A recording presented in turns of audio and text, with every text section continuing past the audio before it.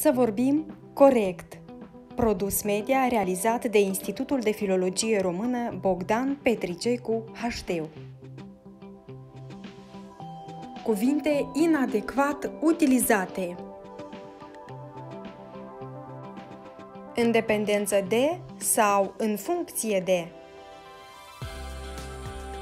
În dicționar atestăm dependență, care este echivalent cu situația de a fi dependent, stare de subordonare, de supunere, aservire, subordonare, supunere. Greșit.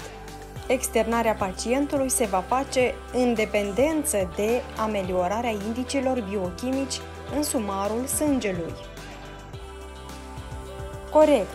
Externarea pacientului se va face în funcție de ameliorarea indicilor biochimici în sumarul sângelui. Externarea pacientului depinde de ameliorarea indicilor biochimici în sumarul sângelui.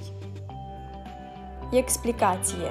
În funcție de este o locuțiune prepozițională care cere utilizarea ulterioară a substantivului în cazul acuzativ. A fi în funcție de echivalează cu a depinde de.